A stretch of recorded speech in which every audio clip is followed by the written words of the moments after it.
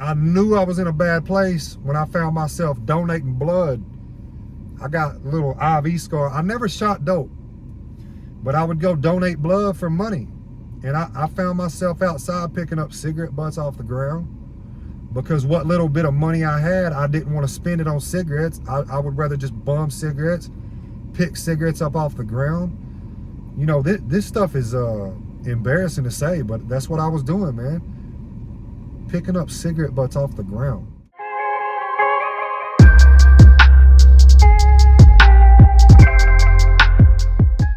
What's up, YouTube? Welcome back to my channel, Hustling 101, where I share my life with the world. Before we get into it, be sure to like the video, subscribe to the channel if you haven't already. Part 3, fentanyl addiction story. This is the end. So let's get right into it. So last video we left off where I ended where I had basically lost my job. I had met Kayla, Jonice, and all that. If you haven't seen the first two parts, 1 and 2, I advise you to go back and watch those. Like I said, this is gonna be part 3, the final part of the series.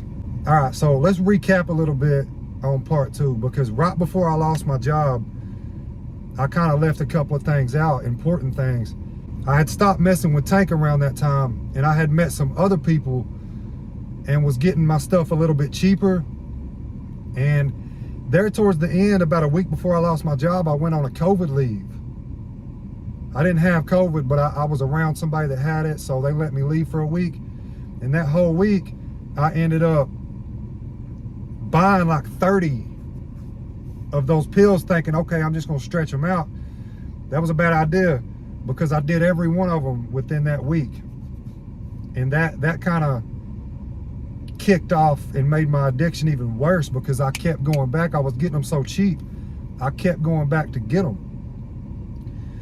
So, and then, you know, I ended up going back to work. I think I was back for one night. And that's when I ended up leaving, getting pulled over, losing my job. So after I lost my job, I couldn't really cope with the reality of what just happened. And doing the drugs just made it easier to deal with. You know, what I should have done was completely stopped and just try to salvage what little bit of life that I had left, but I didn't do that. I went on like a 6-month run, like a big 6-month run, cashed out my 401k, everything, man. I cashed out about $20,000. I paid a lawyer with that money for the DUI that I had got, and the rest I spent it on drugs. Now, I had Kayla living with me at this point. I was still talking to Jonice. My drug addiction just got worse and worse and worse. I ended up getting another job about a week later. It didn't work out. You know, when you're going through addiction, man, I couldn't hold a job. You know, I just couldn't do it. I was really depressed about what had just happened. I was dealing with the drugs. I ran through about 7 different jobs, probably. I ran through about 7 or 8 different jobs. I just couldn't hold one. I was calling out. If I couldn't find any drugs, I wouldn't go in. You know, just dumb shit, addiction type stuff. I continue messing with the dealers that I'm messing with, getting my drugs cheap.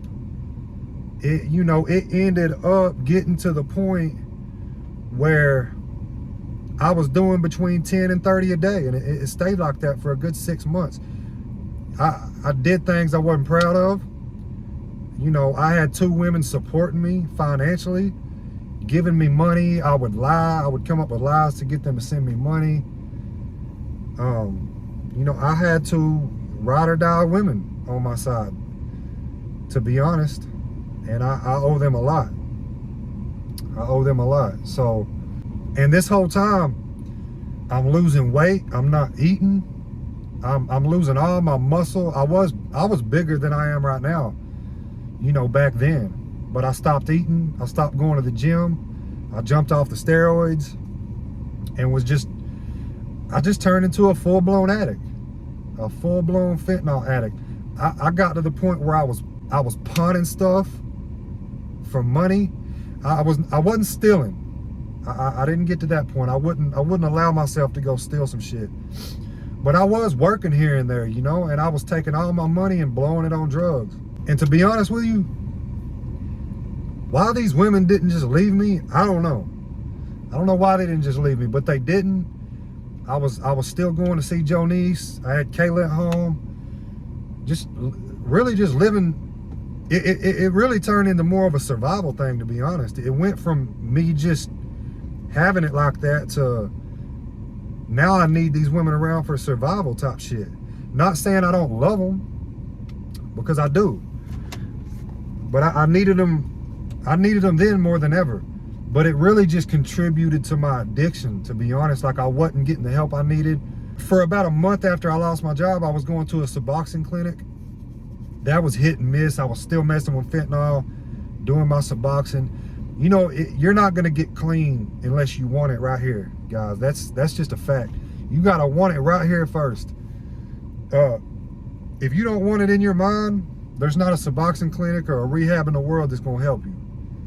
That's just facts. And I didn't want it, you know. I got used to numbing the problems I was going through, the situation I was going through. I was really depressed, man. I was not in a good place. And the drugs were just helping me cope. That's all I was doing with the drugs. I was coping with, you know, like I said, guys, I worked my ass off to get this job. So when I lost it, I didn't want to accept it. I didn't want to accept reality. I felt like my life was over. I felt like, you know, what am I going to do now? How am I going to pick up the pieces? And, you know, and I'm still going through it. You know, I'm going to end up going to jail over this. I'm paying for it. But at least I've got the mindset now that I'm gonna do what I gotta do and get through it like a man. And I'm gonna do the time like a man, and I'm gonna deal with the repercussions of my actions like a man. So that's just what it is. And when I get out, I'm gonna continue YouTube, and y'all are gonna get to see me fix my life firsthand. Back to, you know, after I lost my job, like I said, the drug addiction got even worse, guys. It got way worse. Like I said, I got to the point where I was doing between 10 and 30 of the counterfeit blue 30s a day. I was pawning stuff. When I realized that I was at a point in life that I've never really been before, and I was a flat out junkie, is when I found myself pulling up to the dealer's spot with aluminum foil, a straw, and a lighter, shaking because I'm withdrawing, and running in and getting my shit. And I couldn't even wait to get out of the parking lot before I took a couple hits so I could feel better. I knew I was in a bad place then. I also knew I was in a bad place. You know, this shit's kind of embarrassing, guys, but I don't care, man. I feel like a lot of people like my channel for the authenticity that I give. And I tell it like it is. So I knew I was in a bad place when I found myself donating blood. I got a little IV scar. I never shot dope, but I would go donate blood for money. And I found myself outside picking up cigarette butts off the ground, because what little bit of money I had, I didn't want to spend it on cigarettes. I would rather just bum cigarettes, pick cigarettes up off the ground. You know, this stuff is embarrassing to say, but that's what I was doing, man. Picking up cigarette butts off the ground after people done smoked them and shit. Like, addiction will make you do some crazy shit that you wouldn't have normally done before the addiction, you know? So I found myself doing stuff like that. Another embarrassing thing I found myself doing was asking people for money. That's something that I've never done before, ever. I've never got on my phone and hit people I know up asking, yo, can you loan me some money? But the drug had such a hold of me that I didn't really care too much about my reputation at that point. I just cared about getting that next high. That's all I cared about. You know, even when I fought addiction years ago before this happened, I wasn't doing that. You know, I wasn't asking people for money. I was kind of able to maintain but I also wasn't on fentanyl. That's how I know fentanyl is way worse than something like heroin, or I don't want to say heroin, but like, you know, Percocets and shit like that.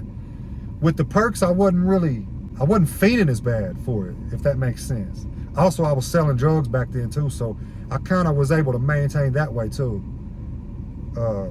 I was selling big time back then, so I always had a sack on me. This goes on for months. Like I said, 6-7 months. I'm running through jobs. I'm arguing with both my girls. You know, Kayla, Jonice, we're arguing all the time. Jonice wants to leave me alone so bad, she can't stand it, but she can't, you know. She loves me, man. She loves me, and so does Kayla. And me being an addict, man, I use that to my full advantage. I use that to my full advantage. So time goes on, right? I'm communicating with my mom at this point too. Like, I'm trying my best to stay in my hometown and just get clean there and fix my life there and hold a damn job where I'm at. I can't seem to do it. So I'm on and off the phone with my mom, telling her like, yo, I'm gonna stay down here. I think I've got things under control. I got this. And you know, a lot of people believe in me because I've done it once before. You know, I've got clean once before. I'm a strong person. I could not shake the fentanyl, man. I couldn't shake it. No matter how hard I tried, I couldn't shake it. So I'm running through jobs. I'm on the phone with my mom. I'm even asking her for money. She's helping me. My mom's a saint, man. She's helping me. I called her sick a couple of times. And you know, I ain't no bitch, guys, but I even called her crying one time. Like, I was just so depressed about my life. And I'm like, yo, I need a fix. I just lay it on her. Like, I don't got no money. I'm sitting here sick. And she helped me out a couple of times. You know, God bless her. God bless her. I was just in such a bad place. Mentally, emotionally, physically, everything. So I got my mom helping me. I'm trying my best to get through this, but I just can't seem to do it. I'm arguing with Kayla every day because she's having to give me money. Every day she gets home, she's getting tips at her job. So I got guaranteed money every day, you know, 20 or 30 bucks.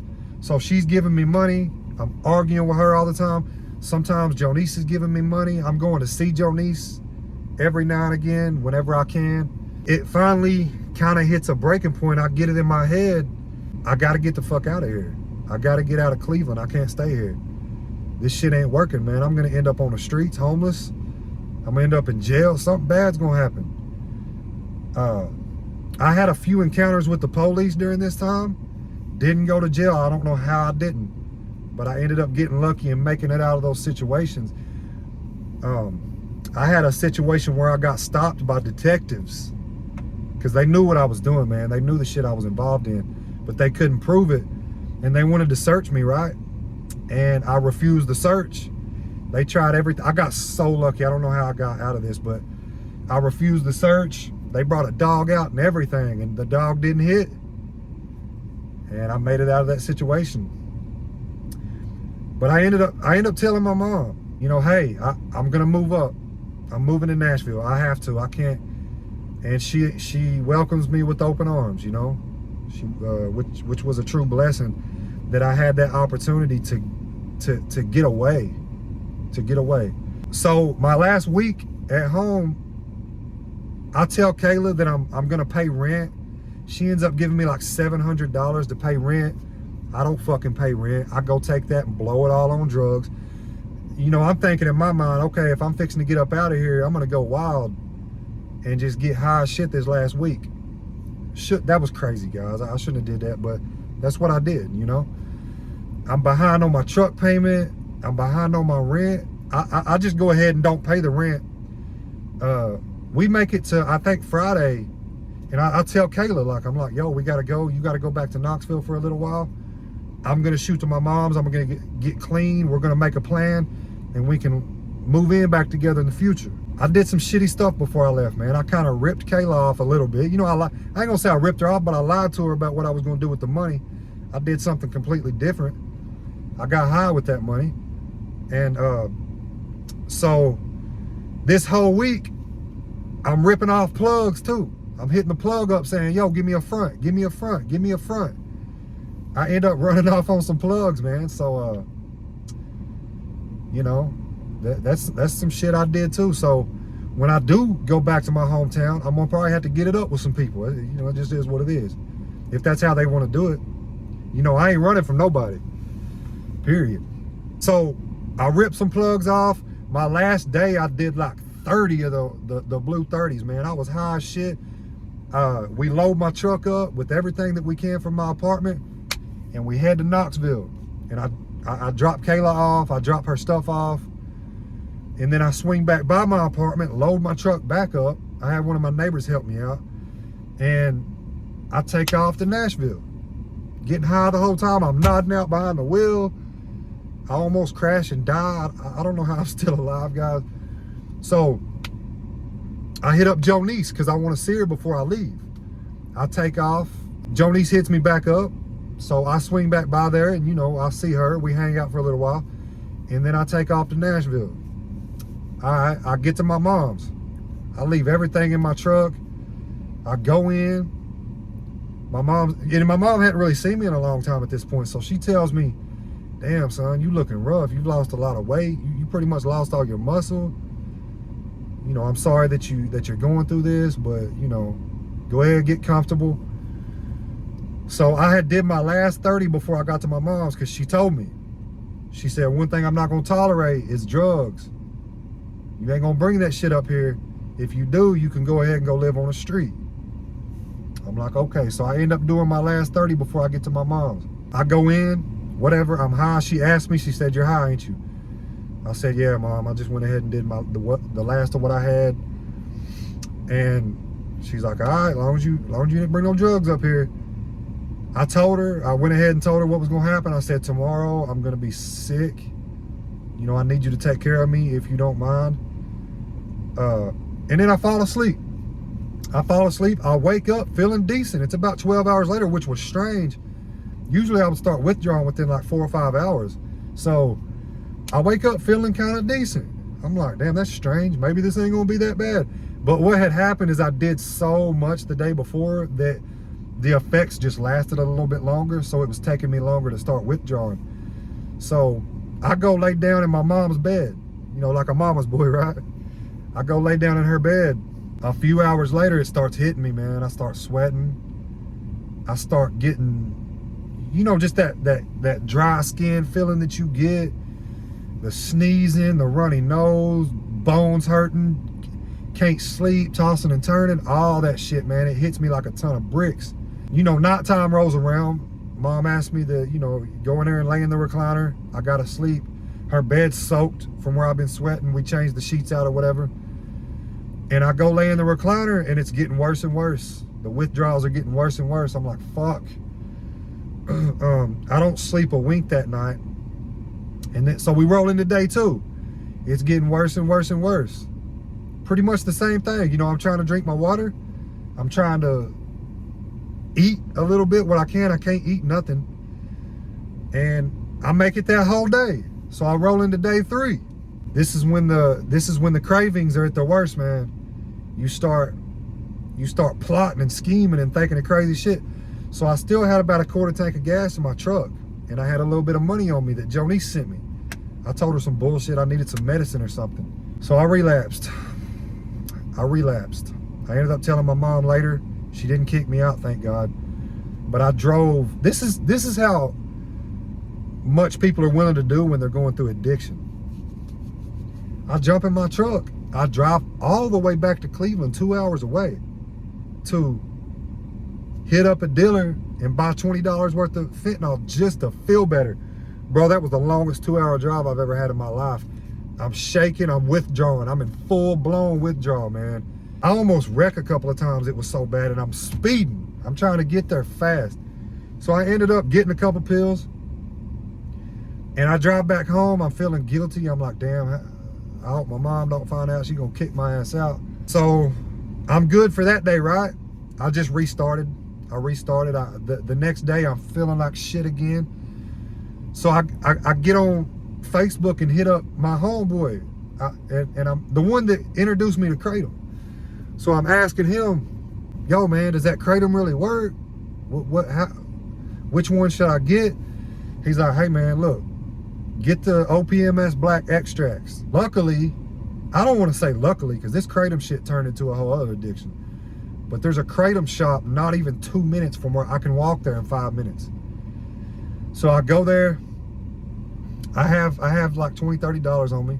Thank God I have these women, man. Like, I know that sounds bad, but they were helping me, man. I had Kayla sending me a little bit of money. I had Jonice sending me a little bit of money. Sometimes my mom was helping me. So I was able to kind of have money without working.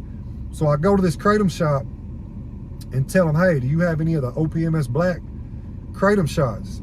They're like, yeah, right here. And then I asked them, I said, is this the strongest one? I've heard this is the strongest. They confirmed it. They said, yeah. So I get it. Man, I'm feeling like shit. I'm withdrawing. It was all I could do to walk to that shop. So I get back home. I'm like, I'm going to take this little bullshit. It probably ain't going to help. I take it. I sit back down in my little recliner, sitting here feeling like shit. And lo and behold, 20 minutes later, I start feeling better. I'm not feeling 100%, but I'm definitely feeling better. I'm like, holy shit, this really works. So I'm able to get up and move around and, you know, clean the apartment up for my mom and whatnot. And I'm just blown away about how good this stuff works. So my mom gets home, I tell her, I'm like, yo, I'm kind of feeling better. I'm kind of feeling better now. Still wasn't really able to sleep though. Don't get me wrong, I was still withdrawing from the fentanyl. It didn't take it away, but it made it manageable. It made it very tolerable. So I was really happy about that. So this started a whole new cycle. I'm asking Kayla for money. I'm asking Jonice for money because now I feel like I need this Kratom. Because when the Kratom would wear off, I would go back into withdrawal. So this Kratom shit went on for 2.5, 3 months. It got to the point where I was doing it every day. And then a week later, I started working. I started a job. I stayed at that job I even was running through jobs up here, even being off the fentanyl, but being on the Kratom. I ended up working at this job for like 2 months, and I was buying my own Kratom. I wasn't asking for money anymore. I lose that job. I end up going to another job, lose that job. And I'm bouncing around jobs up here. So, yeah, the Kratom thing lasted about 2.5, 3 months. And then on Thanksgiving is when I started my Kratom withdrawal series. And I jumped off the Kratom. Since then, I have done it here and there. I'm not on it. I'm not doing it every day. But I'm not gonna lie and say that I've not touched it since then, because I have. And now here I am right now. Oh, I started working out again, you know, jump back on steroids, whatever. And in the midst of me being up here at my mom's is when I really started taking the YouTube channel serious. If you go back and look at my first few videos, I made those videos when I was still at my apartment in Cleveland in the middle of my addiction. You can tell that I was bad. If you look at me now and go back and look at those, you can tell I was bad off. I was not doing good. So yeah, I started taking my YouTube thing serious up here. Starting to get noticed from some people. I'm gaining subscribers. I'm reaching people. It's an awesome feeling. I'm almost at 500 subscribers now. And yeah, you know, life goes on. Now let's talk about the charges that I caught back home. I got a DUI pending in Atlanta. I've got a DUI pending in Chattanooga. I'm going to end up doing some time over these. So I'm just waiting on that. I'm holding a job down up here. I'm doing what I can to, you know, to help my mom out and do all this while I'm pretty much just waiting on myself to get locked up, because I'm going to jail. Probably gonna be for about 6-7 months. So I got that over me. You know, I've got every reason in the world to still be getting high, but I'm choosing not to. I'm choosing to go to the gym, get myself back in shape, get healthy, and I'm gonna go knock this little time out like a man and get it behind me and get out and continue my life. I love doing this YouTube. I love doing this YouTube. So I don't think I'm ever gonna stop this. I got so much to talk about. And plus, I think YouTube needs somebody like me, somebody that's documenting their recovery and things like that, because I'm gonna go far in life. I already know. I just got to get through this little bullshit I'm going through, and I will get through it. So yeah, guys, this is part 3, the final series. There's not much left to it. That's what it is. Now I'm in a situation I'm in, and it just is what it is. So yeah.